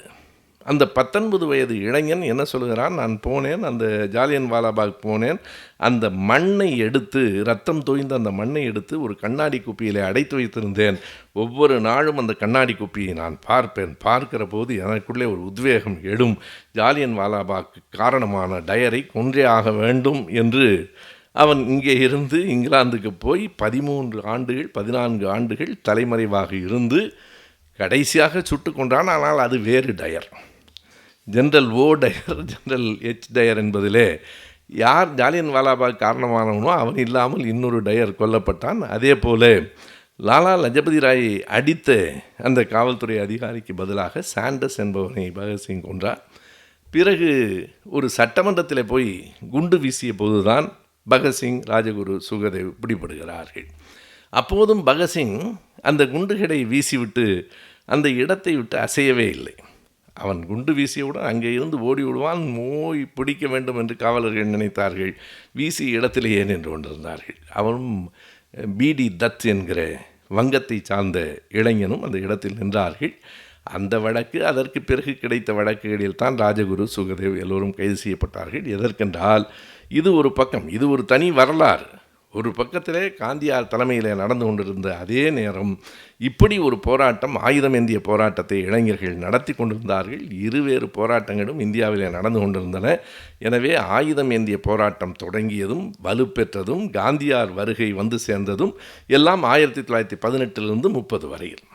இதில் குறிப்பிடத்தக்க செய்தி, 1929 லாகூரில் நடைபெற்ற மாநாட்டில்தான் காங்கிரஸ் முதலாக இந்தியாவுக்கு பூரண சுதந்திரம் வேண்டும் என்னும் தீர்மானத்தை இயற்றியது. அதுவரையில் பூரண சுதந்திரம் கேட்கப்படவில்லை. விடுதலை வேண்டும் என்பது அல்ல, சுயாட்சி வேண்டும் என்பதுதான்.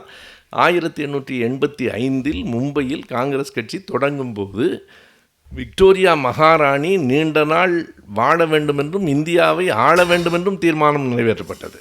வாழ வேண்டும் என்று நிறைவேற்றப்பட்டது கூட குற்றமில்லை. அவர் இந்தியாவை நீண்ட நாள் ஆள வேண்டும் என்றும் தீர்மானம் காங்கிரஸில் நிறைவேற்றப்பட்டது. பிறகு வேலைவாய்ப்பு வேண்டும் என்கிற போராட்டங்கள் நடந்தன. அது ஏறத்தாழ ஒரு சுயராஜ்யம் என்கிற அளவுக்கு வந்தது. மிகச் சரியாக எங்களுக்கு பூரண சுதந்திரம், அதற்கு குறைவாக எதையும் பெறமாட்டோம் என்பதுதான் 1930 தான் அது தொடங்குகிறது. எல்லாம் 18 30 வரைக்குமான வரலாற்றை தான் நேரு அவர்கள் எழுதியிருக்கிறார். இன்னும் 30 33 வரைக்குமான வரலாறு அடுத்த அமர்வில் வரும். இது இந்தியாவில் நடைபெற்றது. எல்லாம் ஒரே காலகட்டம், எல்லாம் விடுதலை போராட்டம். அயர்லாந்தில் நடந்ததும் விடுதலை போராட்டம், துருக்கியில் நடந்ததும் விடுதலை போராட்டம், இந்தியாவில் நடந்ததும் விடுதலை போராட்டம், எகிப்தில் நடந்ததும் விடுதலை போராட்டம். எகிப்து என்பது அதுவும் பிரிட்டனின் காலனி ஆதிக்கத்திற்கு தான் உட்பட்டிருந்தது. எகிப்து என்று சொன்னால் என் தலைமுறைக்கு தெரிந்த பெயர் நாசர் தான். ஆனால் நாசருக்கு முன்னால் அதை தலைமை தாங்கி ஏற்று நடத்தியவன் யார்?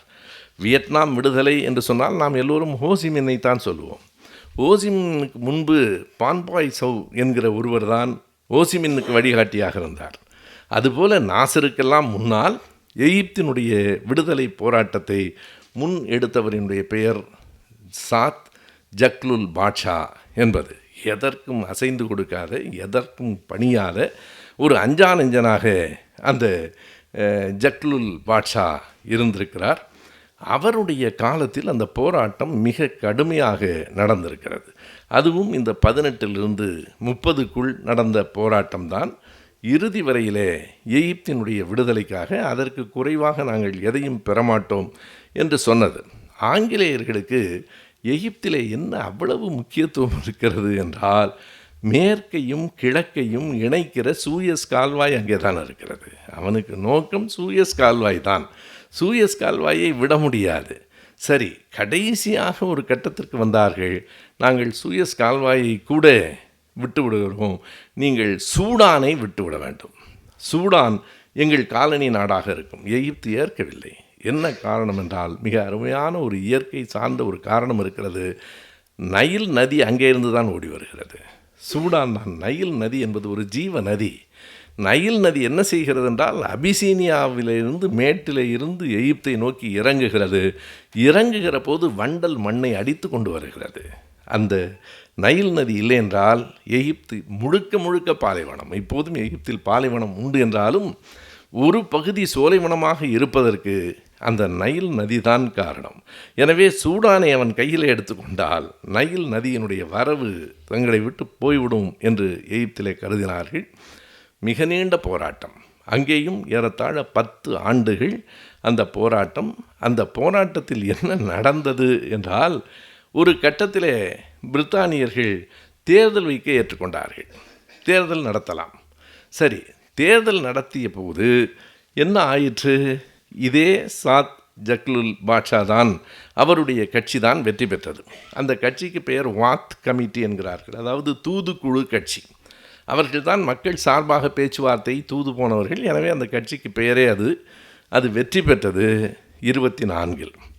என்ன செய்தார்கள்? அந்த ஆட்சியை கலைத்து விட்டார்கள். இந்த 356 அங்கேயும் இருக்குது.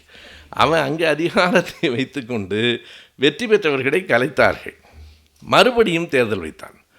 1925 மறு தேர்தலிலும் அதே ஜக்லுல் தான் வெற்றி பெற்றார். அவர்கள் கட்சி தான் வெற்றி பெற்றது. 2வது முறை என்ன செய்தார்கள் என்றால், வெற்றி பெற்ற மறுநாளே கலைத்து விட்டார்கள். அந்த ஆட்சி ஒரே ஒரு நாள் தான் இருந்தது.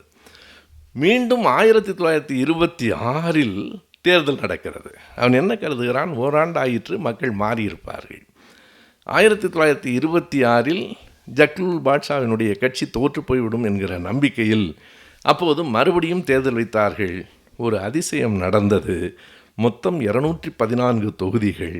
ஜக்லுல் பாட்ஷா சொன்னார், 200 தொகுதிகளுக்கு குறையாமல் நாங்கள் வெற்றி பெறுவோம் என்றார். இது வேறு சத்தம் கேட்கிறதாம். 214 201 தொகுதிகளில் ஜக்லுல் பாட்ஷாவினுடைய கட்சி வெற்றி பெற்றது. நான் நினைத்து பார்த்தேன், 1926 முடியும் என்றால் 2026 முடியும். 200 என்பது அப்படி ஒன்றும் எட்டாமல் போய்விடாது என்கிற நம்பிக்கை இன்றைக்கு இந்த எகிப்தில் படிக்கிற போது நான் பெற்றேன். எனவே 201 இடங்களில் வெற்ற பிறகு இதற்கு பிறகு என்ன செய்வது என்று பிரிட்டனுக்கு புரியவில்லை. கடைசியாய் ஒரு சமாதானத்துக்கு வந்தார்கள். நீங்கள் ஆட்சி அமையுங்கள், நீங்களே இருங்கள், ஆனால் பிரதமர் மட்டும் வேறு யாராவது இருக்க வேண்டும். ஜக்லுல் இல்லாமல் வேறு ஒரு பிரதமரை நீங்கள் அமர்த்தினால் நாங்கள் ஆட்சியை அனுமதிக்கிறோம். இது சுதந்திர நாடு, ஆனால் ஆட்சியை அவன் அனுமதிக்கிறான். அப்போது ஜக்லுல் பாட்ஷா அதற்கு இசைந்தார். நாடு முக்கியம், நாட்டுக்கான ஆட்சி முக்கியம், நான் பிரதமராக இருப்பது முக்கியம் இல்லை என்றார். மற்றவர்களெல்லாம் இல்லை, நீங்கள் தான் பிரதமராக இருக்க வேண்டும் என்ற போது ஜக்லுல் பாட்ஷா சொன்னதை நேரு குறித்திருப்பார். மறுபடியும் எண்ணி பாருங்கள், ஒரு ஜக்லுல் பாட்ஷாவை விட எகிப்து என்கிற தேசம் பெரியது, மிக பெரியது. எனவே அவர் ஏற்றுக்கொண்டதால் இன்னொருவர் தலைமையில் அந்த ஆட்சி அமைந்தது. 1927 ஆண்டு இயல்பாக அவர் காலமானார். எனவே 26 வரைக்கும் 70 வயது. ஜக்லுல் பாட்ஷா இறந்து போகிற போது 70 வயது. 69 வயது வரையில் கொஞ்சமும் சலிக்காத போராளியாக வாழ்ந்தவன் ஜக்லுல் பாட்ஷா. இந்த புத்தகத்தை படிக்கிற போது, அடடா, இந்த சாத் ஜக்லுல் பாட்ஷா பற்றி இத்தனை காலம் அதிகமாய் தெரிந்து கொள்ளவில்லையே, எப்போதோ படித்ததும் எனக்கு இன்றைக்கு நினைவில்லை. இன்றைக்கு காலையிலே தான் மறுபடியும் இன்றைக்கு வரவு என்று நான் நினைத்தேன். இன்றைய வரவு எனக்கு என்ன என்றால், ஜக்லுல் பாட்ஷா என்கிற ஒரு மாவீரனை பற்றிய செய்திகளை நம்மால் புரிந்து கொள்ள முடிந்தது. ஒரு நாடா தானா என்று வருகிற போது, நாடு என்று எவன் முடிவெடுக்கிறானோ அவனே தலைவன். நான் தான் அதிபராவேன் என்பதல்ல, யார் வேண்டுமானாலும் இருக்கலாம், ஆனால் நாடு முக்கியம் என்று கருதிய ஜக்லுல் பாட்ஷாவால் எகிப்து என்பது ஒரு நிலையை அடைந்தது. அதற்கு பிறகு பிரிட்டனே அங்கிருந்து கொஞ்சம் கொஞ்சமாக வெளியேறினான். ஆனால் எந்த காலம் வரையில் தெரியுமா? நேரு 30ஓடு 33ஓடு இந்த கடிதத்தை முடித்திருக்கிறார். எகிப்து கடைசி வரைக்கும் அங்கே அந்த மெயின் சுவிட்ச் என்று சொல்கிறோமே, அதை அவன் வைத்துக்கொண்டு இங்கே ஆட்சி நடந்தது. இறுதியாக எகிப்து முழுமையான விடுதலை பெற்ற நாடாக அறிவிக்கப்பட்டது 1953. நீங்கள் எண்ணி பாருங்கள், 24 தேர்தல், 25 தேர்தல், 26 தேர்தல், எத்தனை வெற்றி பெற்றாலும் இறுதியாக அந்த எகிப்து தேசம் விடுதலை பெற்றது 1953. அப்போது ஒருவர் அதிபராகவும் நாசர் துணை அதிபராகவும் இருந்தார். ஆனால் அவர் அதிபராக இருந்தவர் ஓராண்டில் அங்கிருந்து மாற்றப்பட்டார். அதற்கு பிறகு நாசர் எகிப்திலே அதிபரானார். நாம் பின்னாலே பார்க்கிறோம், நேருவும் நாசரும் கென்னடியும் நெருக்கமாக வருகிற படங்களை எல்லாம் நாம் பார்த்துருக்கிறோம். அண்ணா கோபண்ணா அவர்கள் இன்றைக்கு வரவில்லை. அவருக்கு நான் தனிப்பட்ட முறையில் ஒரு நன்றி சொல்ல வேண்டும். நான் அந்த பழைய புத்தகம், அலைகள் வெளியிட்ட புத்தகம், அவர்களுக்கும் நாம் நன்றி சொல்ல வேண்டும். எப்போதோ அதை தமிழில் கொண்டு வந்தவர்கள். ஆனாலும் கோபண்ணா கொண்டு வந்திருக்கிற புத்தகம் மிக நல்ல தாள், மிகச்சரியான எழுத்துகள், மிக விரைவில் நம்முடைய நூலகத்துக்கும் கொடுப்பதாக அவர் சொல்லியிருக்கிறார். படிக்க தூண்டுகிற புத்தகமாக இருக்கிறது. உள்ளே நிறைய படங்கள் என்பதும் ஒரு புத்தகத்தை படிக்க தூண்டுகிற செய்தி. எனவே அப்படி வருகிற போது நாசரை பற்றி திடீரென்று பிரதமர் ஆனவுடன் நேரு சந்திக்கவில்லை. 47 நேரு பிரதமர், 54 நாசர் பிரதமர், 60 கென்னடி அமெரிக்காவிலே பிரதமர். ஆனால் எல்லோரை பற்றியும் அறிந்த பிரதமர் நேரு தான்.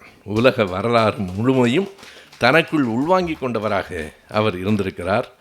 இது எகிப்தில் இருந்து நான் சொன்னேன் முதலிலேயே, 4 கதாநாயகர்களை பார்த்ததற்கு பிறகு ஒரு வில்லனையாவது பார்க்க வேண்டும்.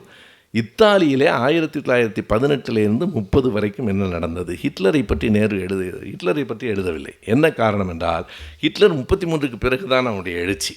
அதற்கு பிறகுதான் ஹிட்லர், முசோலினி, டோஜோ மூவரும் சேர்ந்து ஒரு சர்வாதிகார உலகத்தை படைக்க முயற்சிக்கிறார்கள். நேற்று கூட ஒரு நிமிட செய்தியிலே நான் டோஜோ பற்றி சொல்லியிருந்தேன்.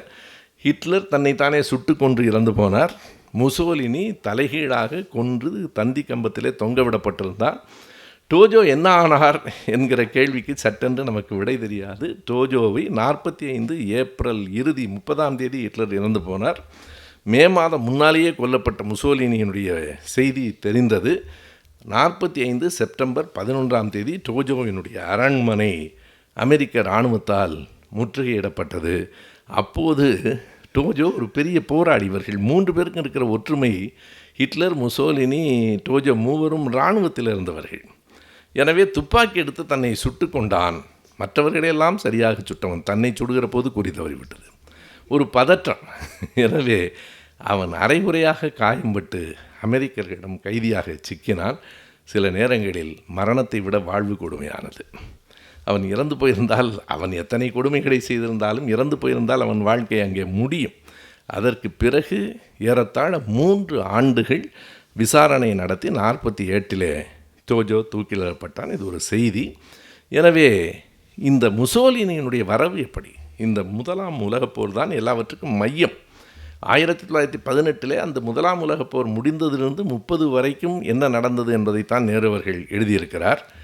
முசோலினி படை வீரனாக இருந்தவன், ஒரு சோஷலிஸ்ட் என்று தன்னை அறிவித்து கொண்டவன். இந்த முசோலினியினுடைய வரலாறு நாம் கொஞ்சம் கூடுதலாக கவனிக்க வேண்டியதாக இருக்கிறது. நான் இன்றைக்கு படித்த போது என்னை அறியாமல் பல ஒப்புமைகள் கிடைத்தன. திட்டமிட்டு தான் போல் இருக்கிறது என்று எனக்கு தோன்றிற்று. தன்னை சோஷலிஸ்ட் என்று சொல்லிக்கொண்டு சோஷலிஸ்டுகளை காட்டி கொடுத்தான். அவன் புறப்பட்ட இடத்திற்கு துரோகம் செய்தான். எந்த இடத்திலிருந்து புறப்பட்டானோ அந்த இடத்துக்கு துரோகம் செய்ததனாலேயே அவனை ஒரு குறும்படைக்கு தலைவனாக அவர்கள் ஆக்கினார்கள். அதற்கு பெயர் ஃபைட்டர்ஸ் குரூப் என்கிறான், சண்டை குழுவினர் என்று தமிழில் மொழிபெயர்த்திருக்கிறார்கள். அவன் இராணுவத்திலிருந்து விலகி போன அல்லது காயம்பட்ட ஒரு கூட்டத்தை முசோலினி தன்னோடு சேர்த்து வைத்து கொண்டு யாரையெல்லாம் தாக்கினான் என்றால் குறிவைத்து சோஷலிஸ்டுகளை தாக்கினான். அவனுடைய குறி முழுவதும் சோஷலிஸ்டுகளை நோக்கியே இருந்தது. இவனுக்கு அந்த செய்தி தெரியும், சித்தாந்தம் தெரியும். அதையெல்லாம் பேசி பேசி அதற்கு எதிராக இது என்ன செய்து விட்டது என்று திரும்ப திரும்ப கேட்டு யாரை தாக்கச் சொல்கிறார்களோ தாக்கினான். அவனுக்கு போதுமான அளவுக்கு பணம் வந்து கொண்டே இருந்தது. நீங்கள் கவனிக்க வேண்டும், பணம் என்பது தொடர்ந்து வந்து கொண்டே இருக்கிறது முசோலினிக்கு. அவன் என்ன கேட்டாலும் நடக்கிறது. பிறகு அவர்களே அவனை 1922 இத்தாலி நாட்டுக்கு தலைவராக ஆக்கினார்கள்.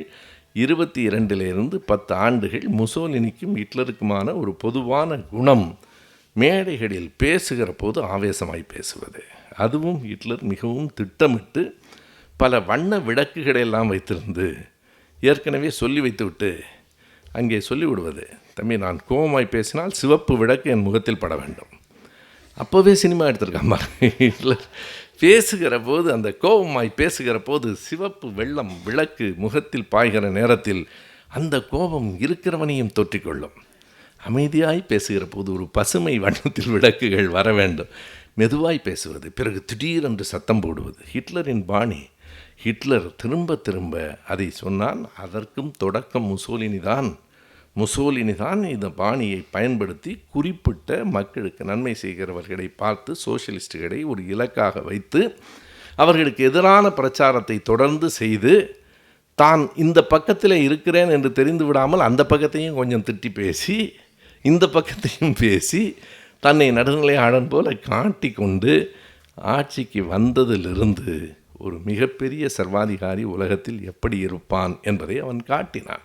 இன்றைக்கும் சிலர் பேசுகிறார்கள் இல்லையா, நான் முதலமைச்சராக வந்துவிட்டால் பச்சை மட்டை எடுத்து பச்சை மட்டைக்காரர்கள் அப்போதே இருந்திருக்கிறார்கள். யாரும் புதிதில்லை, யாரும் வாழவும் இல்லை. ஒரு முதலமைச்சர் எப்படி இருக்க வேண்டும் என்பதற்கு தன்னுடைய கட்சியையே தவறாக பேசியிருந்தாலும் அரசியல் சித்தாந்தத்திலிருந்து விடுபட்டிருந்தாலும் 90 வயதில் ஐயா நெடுமாறன் அவர்கள் வருகிற போது வாசலுக்கு வந்து வரவேற்று அழைத்து சென்று திரும்பவும் வழி அனுப்புவது தான் தலைமைக்கான பண்பே தவிர அடுத்தவனை மதிக்காமல் ஆணவத்தோடு இருப்பது ஒரு நாளும் தலைமை பண்பாகாது. எனவே முசோலினியினுடைய ஆட்சி உலகம் முழுவதும் ஒரு மோசமான முன்மாதிரிகளை உருவாக்கிற்று. அங்கிருந்து தான் ஹிட்லர், அங்கிருந்து தான் டோஜோ, அவன்தான் தொடக்கம். அவன் எப்படி அந்த முசோலினி எல்லாவற்றையும் செய்து முடித்தான் என்றால், எதையும் அவன் கொண்டு வந்த அந்த தத்துவத்திற்கு பெயர் தான் ஃபேசிசம். எதையும் கருத்தை கருத்தால் மோதாதே. ஃபேசிஸ் என்பது இத்தாலி மொழியிலே தடி என்று பொருள். தடியை தடிகொண்டு, கருத்தை தடிகொண்டு அடி, கருத்தை கருத்தால் எதிர்கொள்ளாதே, கருத்தை தடியால் எதிர்கொள் என்பது தான் ஃபேசிசம். தெரியாத பல பேர் ஃபேசிசமும் பாயசமும் ஒன்று என்கிறார்கள். எனவே அவர்களுக்கு தனியாகத்தான் வகுப்பு எடுக்க வேண்டும், இங்கே வரமாட்டார்கள். ஆகையினாலே இந்த ஃபேசிசம் என்பதை இந்த உலகத்தில் முதலாக கொண்டு வந்து நிலைநிறுத்தியவன் முசோலினி தான். அந்த காலகட்டத்திலும் இத்தாலியில் 1918 30 வரைக்கும் அவனுடைய ஆட்சி தான் நடந்து கொண்டிருந்தது. உலகத்தினுடைய ஜனநாயக போக்கையே இத்தாலியிலிருந்து மாற்றினான். வெறும் இத்தாலியில் மட்டுமல்ல, உலகத்தினுடைய பண்பாட்டை, தலைமை பண்பை, அன்பை, ஜனநாயகத்தை எல்லாவற்றையும் காலில் போட்டு மிதித்துவிட்டு தான் ஒருவன் தான் இந்த உலகத்தினுடைய சர்வாதிகாரி. முசோலினியினுடைய அமைச்சரவையில் தொழில் அமைச்சர் யார், கல்வி அமைச்சர் யார்? நேரு எழுதுகிறார், அவன்தான் கல்வி மந்திரி, அவன்தான் தொழில் மந்திரி, அவன்தான் உள்துறை மந்திரி, மொத்த மந்திரியும் அவன்தான். கட்சியில் இருக்கிறவர்களுக்கு யார் யார் அவனுக்கு அடுத்த நிலையில் யாரும் இல்லை. நான் சொல்வதை கேள், இருப்பதென்றால் இரு, போவதென்றால் போ. முசோலினியினுடைய வார்த்தை நேரு எழுதியிருக்கிறார். பாருங்கள், மறுபடியும் எங்கோ கேட்கிற மாதிரியே இருக்கிறது. நான் தான் எல்லாம், இருந்தால் இரு, போனால் போ, நான் சொல்வது தான் சட்டம் என்று உலகத்திற்கே ஒரு தவறான பாதையை முசோலினி காட்டி நூற்றாண்டுக்கு பிறகும் தொடர்கிறது. எனவே நாடு எப்படி இருந்தது, உலகம் எப்படி இருந்தது, 12 ஆண்டுகள் உலகத்தினுடைய முக்கியமான நாடுகளில் என்னவெல்லாம் நிகழ்ந்தன என்பதை நேரு அவர்கள் இந்த பகுதியில் சுட்டி காட்டியிருக்கிறார்கள். ஏறத்தாழ 180 200 பக்கங்களில் சொல்லப்பட்டிருக்கிற செய்தியை நாம் இந்த அமர்வில் பகிர்ந்து கொண்டிருக்கிறோம். 1930க்கு வந்து விட்டோம். இன்னும் 3 ஆண்டுகள் தான். 33இல் கடைசி கடிதம். 3 ஆண்டுகளிலும் கூட இன்னும் ஒரு 150 பக்கத்துக்கு மேலே இருக்கிறது. என்னவெல்லாம் நடந்தது, சீனத்தில் என்ன நடந்தது, ஜப்பானில் என்ன நடந்தது என்பதையெல்லாம் நேரு அவர்கள் மிக விரிவாக 30லிருந்து தொடங்கி 33 வரைக்குமான வரலாறு அடுத்த அமர்வில் நான் பகிர்ந்து கொள்ளலாம். அடுத்த அமர்வே இந்த தொடர் சொற்பொழிவின் இறுதி அமர்வாக அமையும். நன்றி, வணக்கம்.